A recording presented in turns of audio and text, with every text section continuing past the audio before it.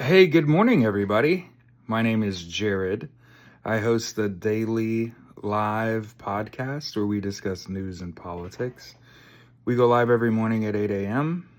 till about 9:30 a.m. Eastern on YouTube and Twitch.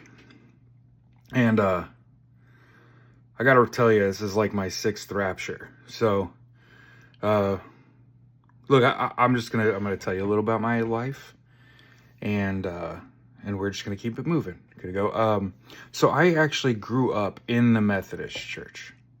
I was actually confirmed in the Methodist Church. Kids that I went to high school with went to seminary school. Okay. There is no God. When you die, you're worm food, and everything else is just be nice to your neighbors. I know that it's difficult for you to understand that because you're so used to being angry at the color of their skin, despite the Bible saying if an immigrant comes to your land, treat them well. So much for that shit, right?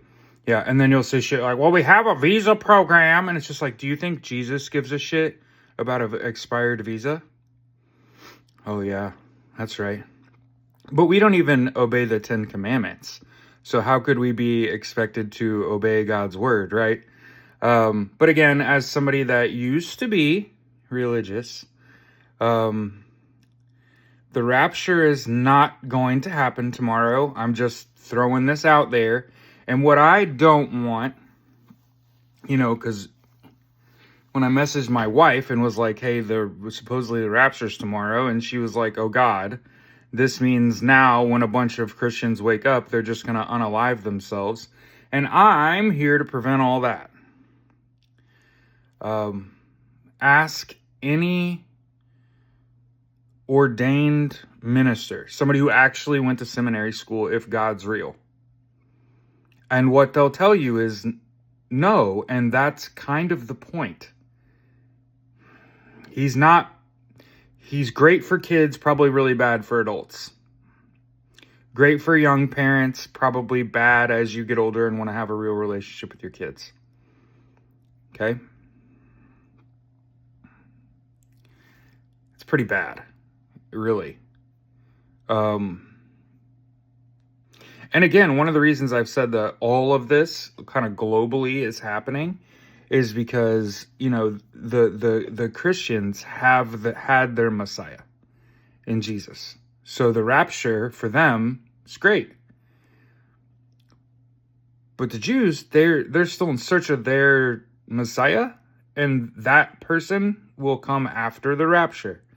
So do you understand how there are, the Christian plus the Jews working together, right? Israel and the United States, to bring about the end of the world. Talking about like the sacrificing of red heifers.